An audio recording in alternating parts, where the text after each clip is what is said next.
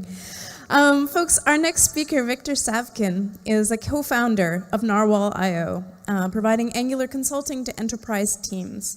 I also know him well because he was previously on the Angular core team at Google, where he worked on dependency injection, change detection, forms, and router modules. Victor, welcome. Thank you. Hey. Hey, I'm Victor, and today I want to give you an advanced talk showing different patterns and techniques that work well if you use NGRX. So I was at Google before on the Angular team, and I used to blog at savkin.com, and these days I blog at blog.narwhal.io, so check it out. How we work, what we do, go to our site, you can go to our blog and our Twitter to get high-quality Angular content. You can also check out our books, and if you grab me after the talk, I will give you all of them for free. All right, so today I will start with a short overview of NGRX and why you should use it and what challenges you're going to face while trying to do it. The target audience for this talk is someone who is somewhat familiar with some of the ideas behind NGRX or Redux, so it won't be an in-depth explanation. I'm just going to touch on it so you know how I define things, so you have a baseline, right? Then I will switch and I'll talk about actions, the core primitive of NGRX. In particular, I'll talk about the three categories of actions we often see in Angular apps. And then I'll cover the store, the most interesting part of NGRX. How we decide what processes a particular action, how to transform actions, how to compose, all those things using these building blocks to express very complex scenarios. Most of it is based on this wonderful book that, with a scary title, Enterprise Integration Patterns. The title is scary, the book is very heavy, it's like 1,000 pages, but it's a very good book. It's the best book on messaging I know of, and at least half of it works really well in the front-end space and applies really well to NGRX or say like a Redux system, right? So I highly recommend to check this book out. It's well written, it's much better than any of my books, right, by far. So why NGRX and what is NGRX? So programming with NGRX is essentially programming with messages. The key idea that instead of updating the state in place, right, your components send messages or actions to express their intent, right? And the life cycle of an action looks like this. So we start by creating an action, then we dispatch it or push it into the store, and then the action is being processed in two ways. The first way is it can be processed by a reducer, which is a simple, pure function that takes some sort of state or substate of your application. It takes an action, and it applies the action to the state to create new state, right? Here, for example, we see a simple reducer that takes a list of to-dos and an action. If that action happens to be a to-do, it will create a new list with that to-do added. If it's something else, anything else, yes, it will return the existing list. An action can also be processed by an effects class. And the effects class takes the actions object, which is an observable of everything, of all the actions flowing through your app. You can tap into it, right, and do some sort of side effects. That's why it's called an effects class, because it does execute side effects. In reality, a lot of interactions in our apps are modeled by both a reducer and an effects class. Here, for example, I have an effects class that takes an add-to-do action, does some posting to the server, right? And then it dispatches a different action that our reducer picks up and updates to the local state. So we use both an effects class and a reducer to model a simple interaction. Finally, after the reducer creates this new state, we often want to listen to the changes in the state in our component. So we can do it by subscribing to the store, right? We can select some stuff from the store, maybe display it in our component. Here, for example, we're selecting the list of to-dos. So anytime a new to-do appears, it's added to the list or removed, or a to-do has been changed or replaced, right? That observable is going to emit a new value, and our template will display that new value, right? Essentially, it looks like this graphically. The component dispatches an action, then it goes to the store, where it's been processed by an effects class or by effects classes. And usually it involves deciding how to process it and transforming it. And then we execute some side effects. Then it goes to a reducer, where we create new state based on all those operations. And then the component will receive that new state and will display it, the change to the user, right?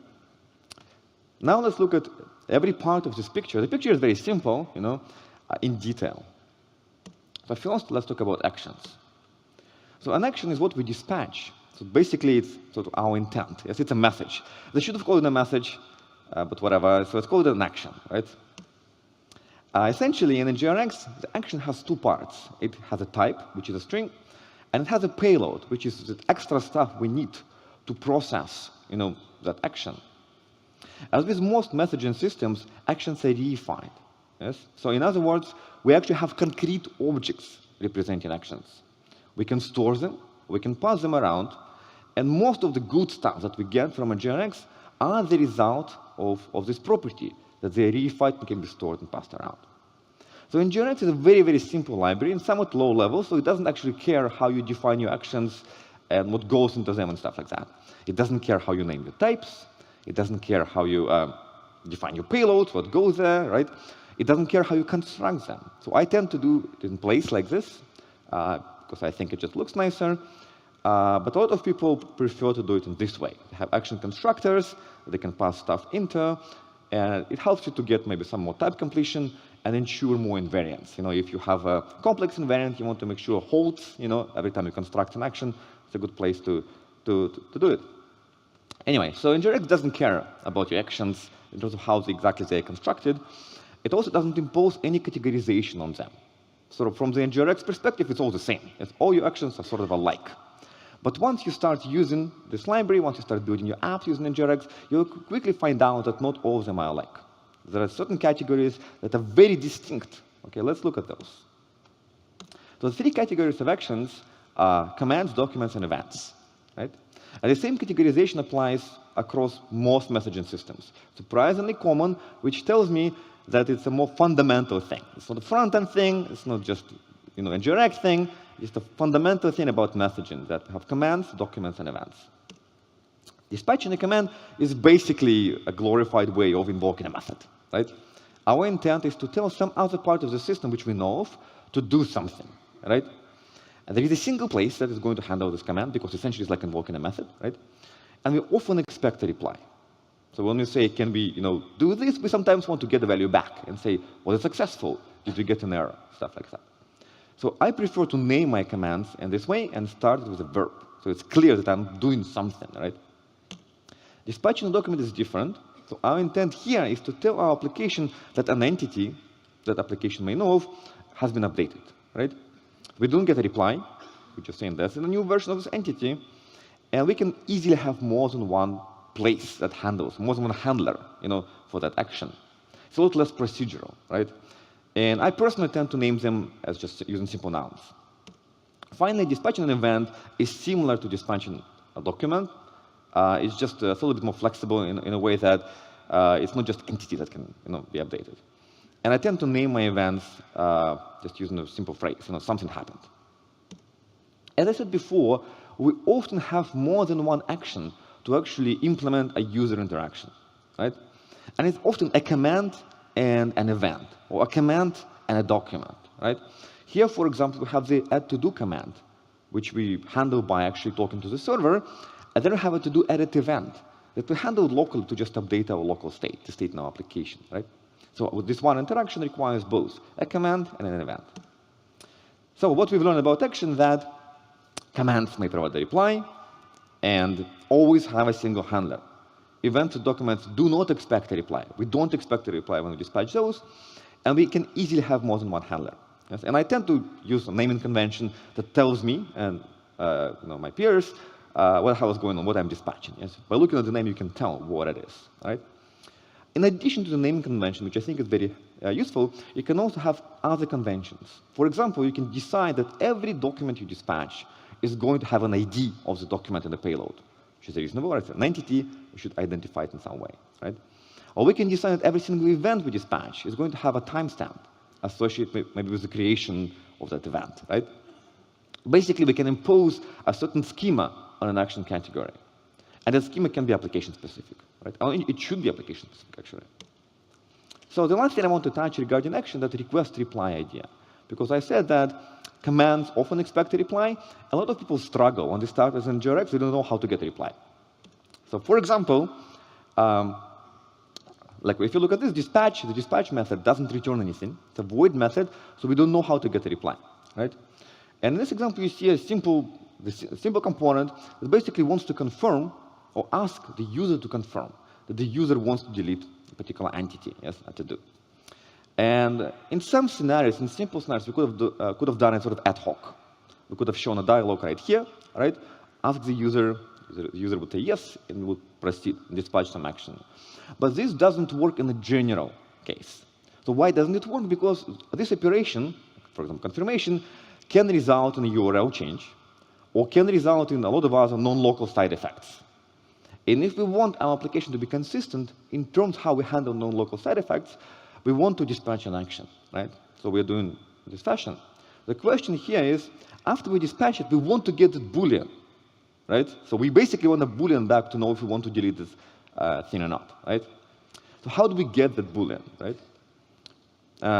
If you imagine the situation, you can sort of imagine there is some effects class somewhere. It's going to listen to that event, it's going to change the URL, pop up a dialog, the user is going to press yes or no, and then the Boolean is going to be stored in the application state, yes, in our state.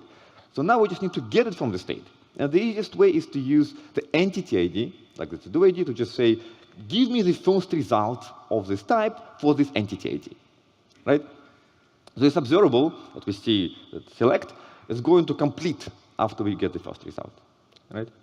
So the IDs used in this fashion when we query for them as a correlation IDs, because we use them to correlate our request, with our reply, with our response, right? Usually an entity ID, like a to-do ID, is a good correlation ID. It works really well, but not always. Sometimes we want to apply multiple operations of the same type against the same entity, and we want to get responses for those operations separately, right? So we can create a synthetic correlation ID like this. So it works really well. So correlation IDs are really useful for supporting this request-reply scenario, but they're also useful for a lot of other scenarios. Anytime you do anything really complex when it comes to coordination, you probably would want a correlation ID. For example, you might have an operation that you start that can spawn a bunch of actions, it can run for whatever, seconds, minutes, who knows, right? And you want to wait for all of them to complete before you maybe show something to the user, right? Correlation ID is a good way to achieve that. All right, so we've learned about actions. Basically, it's a message. We've learned about the 3 categories of actions. Now let's talk about the store, which is a place where we process actions, right? I think it's the most interesting part of NGRX. So that's the store. Usually, when talking about the store or NGRX or Redux or whatnot, developers tend to focus on reducers. Yes? I don't, because reducers are very simple, synchronous functions. Take an object, take a different object, take a new object. There is not much to it. And they are so simple and so easy to reason about and understand, because the most interesting part of your application is somewhere else. Like, what is hard about your application is not computing values. Yes, we figured it out. That's easy, right? The hardest part of your application is manage synchronicity, manage side effects, coordinate all the side effects, talking to the server. All of those things are really hard, right? Reducers don't do that. In case of NGRX effects classes do that. So NGRX effects classes are the most interesting part of NGRX, and because they basically tackle the hardest problem in your application. All right? And that's where a lot of my experience of building message-based systems on the backend actually came handy, because effects classes are essentially a message-based system, right? So we can apply the same sort of patterns we've learned from the backend to dealing with those here, right? All right, so a lot of what effects classes can do can be categorized in 3 ways. They can decide what should process what action. Because the component doesn't know. The component just says, I want this to happen. Then the effects class can decide what should do it, like what part of the application. Then they can transform actions into other actions. It seems, like unnecessary, but it's surprisingly useful in large applications. And finally, they can perform side effects. The most useful part. Yes, your application exists because of side effects, right? Side effects is where the money is, So it's useful to keep this distinction in mind, these 3 roles that an effects class can play, right? And it's even more useful sometimes to express this distinction in the code. Let's examine them in detail. First, let's talk about deciders, right? What should process what actions. The most basic decider is the one that we all know if we use NGRX, is the filtering decider. Basically, it's so common, NGRX actually comes with a special operator that does filtering by type. Basically, we want to look at all your actions, find all the actions of a particular type, and do something in response, right? Basically the same stuff, right? The next common decider is a content-based decider. And essentially what's happening here is that, I mean, this example is contrived, so sort of imagine a more realistic example, right? What's happening here is that we're looking at the payload of your action, and based on the payload, we decide what should be dispatched instead, right? It works really well when you have sort of the same, almost the same set of data you want to dispatch, but then depending on some flag, yes, you want to process it in a very different way, right? It allows you, it basically creates a level of interaction between your component and the actual logic, so your component can be unaware of what workflow you want to pick. You can change that logic, you can make the decision making isolate in one place, and you can change it without affecting your components and without affecting the logic or the pieces that actually do the real work. Right? The next one is similar to the previous one, but instead of looking at the payload, at the content of your action, we're looking at the context of your application. For example, something has been injected into this guy, right? We have some environment, we read something from the environment, and we decide if it should be one thing or the other one, right? And once again, the usefulness of this is that the component doesn't have to know. The component just says, I want to do this. And then you can check what the user, for example, what the permissions of the user are. You say, are you allowed to do this? Do you need to go through some extra step or whatever, right? You can decide on it here without affecting the component. The component doesn't have to know, right? And this example is very simple because the check I'm doing, or like rather the data I'm getting, right, I already have sort of statically, synchronously in that place. But you can imagine in some very convoluted scenarios, which, you know, are not that rare, surprisingly, you can actually go to the server, get some data from there, get the data back, and then decide when to dispatch. And this operation will be completely transparent for the component doesn't know, and the logic that actually does the real work won't know as well. Right? It's encapsulated in one place. All right. The next one is a splitter. Essentially, we take an action and we decide to create multiple actions out of it. So we're splitting an action, right? It's useful for the same reasons it's useful to split one method into multiple methods, right? We can look at every action independently, we can test independently, we can exercise independently, things like that. Here, for example, we can look at login and deal with login independently, or we can look at adding a to-do, deal with it independently. Those two concerns are separated. The opposite of a splitter is an aggregator, and it's a little bit more complex. Essentially, it does the opposite. It takes an array of actions and maps them into a single action, right? So here we are grouping to-do, added, and logged into one action. It's a little bit more involved, so let me walk you through it. So you sort of know if you want to build something custom, it's actually very possible with RxJS, right? So we start with filtering. We want to get all that to-dos. Then we're going to flat map it and find two actions. We basically create two observables of length 1, right? Of to-do, edit, and logged. And we use a correlation IDO just to get the right one, right? Then we zip them up. And so we get the pair of those values, which you can use to dispatch a new action. It's a lot of boilerplate, you know, but if you do it more than once, it's not hard to extract it into something like this, you know. Fundamentally, it is boilerplate because RxJS just doesn't come with one. Yes, it doesn't come with an operator that does exactly that, right? If you use it twice or 3 times or whatever, you can easily create a helper and it will look very, very nice. All right, so let's recap. So there are 5 common deciders you can sort of see in typical applications. The filtering one takes an observable things, makes a more sort of smaller observable or whatever. Yes, the content-based decider looks at the payload and decides how to process an action, so maps it to something else. The context-based decider takes an action, looks at the environment, you know, and decides what the action should be mapped to based on the environment. The splitter takes an action, creates an array. The aggregator takes an array, you know, returns a single action. Another guy, another type of activity, another responsibility effects classes often have is transforming actions as actions. The purpose of a transformer is to take it and just create a different action with some extra data, maybe. The most common one is content enricher. We take an action, we get some extra data, we put it in the payload, we dispatch any action, right? Once again, the benefit of doing it in this way is that the component doesn't have to be aware of that extra data, right? The component has, actually, there's a good property. Components are already super complex, you know? It should know as little as possible. By doing something like this, you can achieve that, right? And once again, here, the data is already available. I just happen to have the current user. But you might imagine some convoluted app that most enterprise apps are going to go to the backend, fetch something from the backend, you know, get it back, dispatch a new action, and again, do it completely transparently to the component or to the site that does actual work. Next one is normalizing canonical actions. It's a similar idea where you can dispatch an action from different places of your app. Maybe you have an AngularJS part of your app, if you're upgrading the Angular part of your app, and they just happen to have slightly different sets of data. Not as uncommon. A giant app, you maybe have different teams building those, right? So you dispatch different actions that are kind of similar, and this place is going to look at those and map them to a single type of action. So starting from this place, everything looks the same. All right.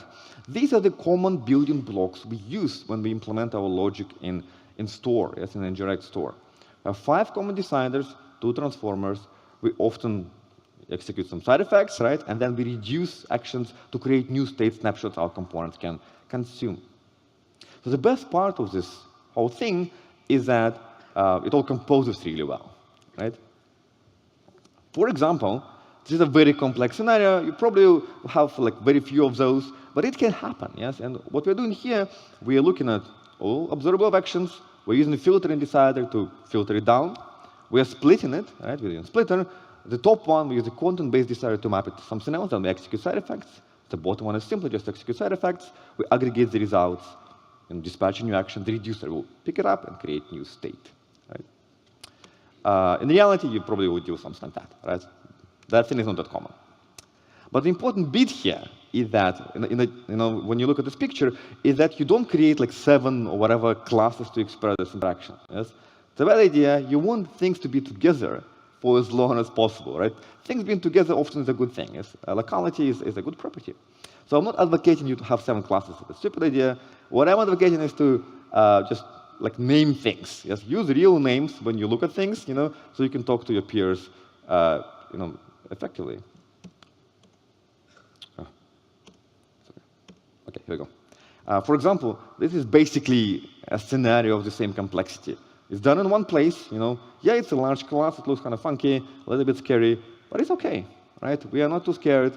With the filtering, enriching, deciding, splitting, and stuff like that, right? We can easily annotate it maybe with a comment, or just when you look at it, you can just see what it is, And once you recognize and you have the word for it, once you can label it, you're actually a lot more efficient at reasoning about those kind of things. Once you look at it, you'll quickly see, for example, that the first effect doesn't do any side effects, right? And it just does data transformation. Whereas the other 2 effects only execute side effects. So this thing alone has huge implications on how you deal with those. The first one you can probably test with ArcGIS marbles, It's one way of testing, one way of dealing with it. The other 2, you don't need to use marbles. You can just use Jasmine Spice. So huge implications.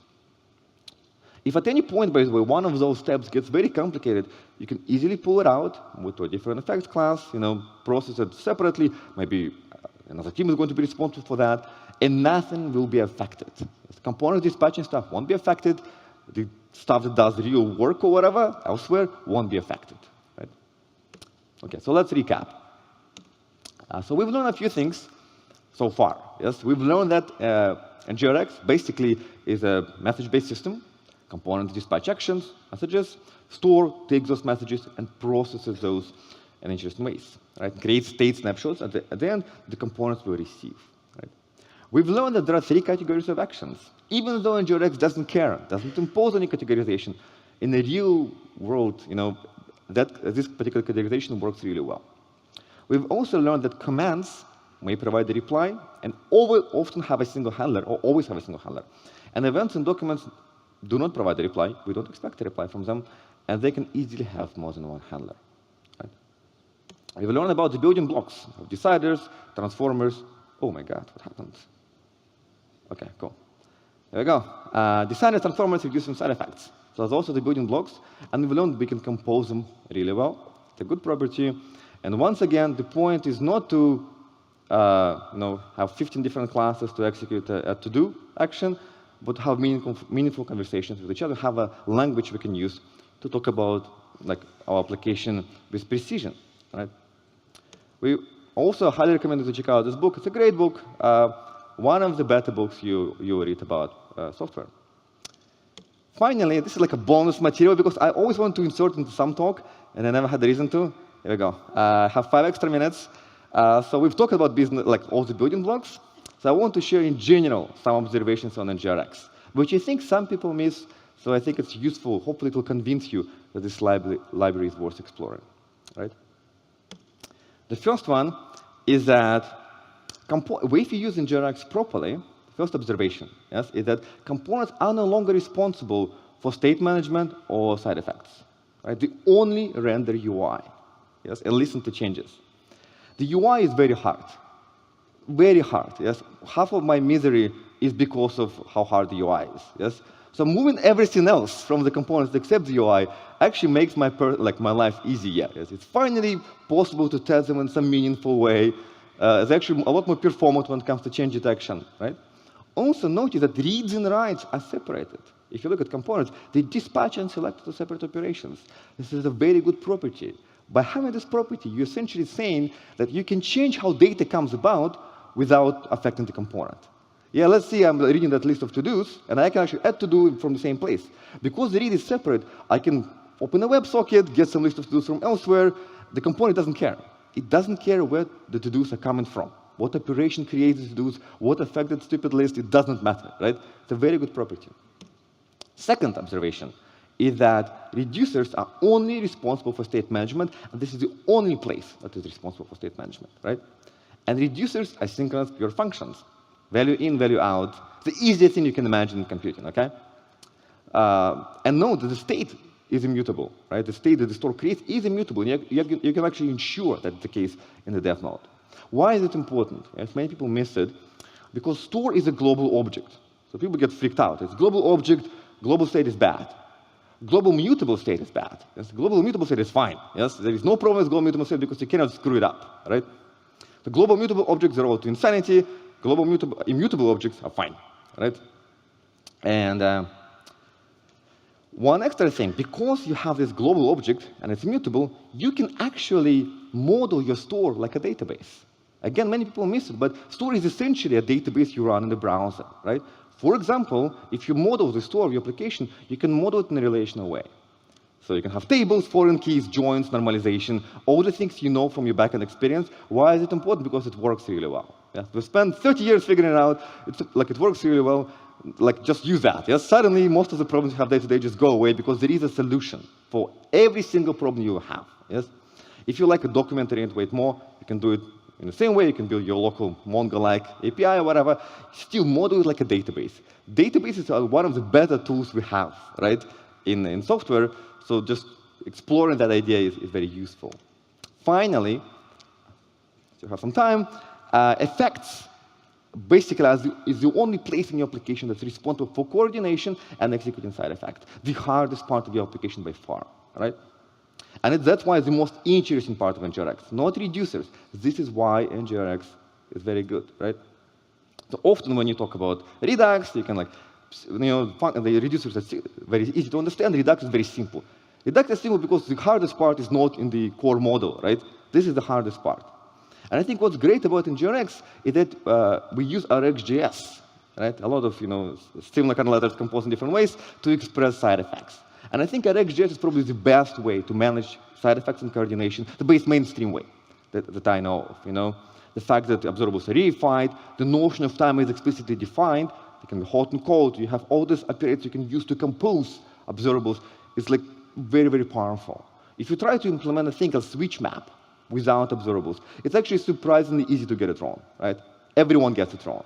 If you look at any application that you are probably dealing with, it's full of race conditions because side effects aren't managed properly, right? And NGRX forces you to do it in the right way by just having long-lived observables that manage your side effects, right?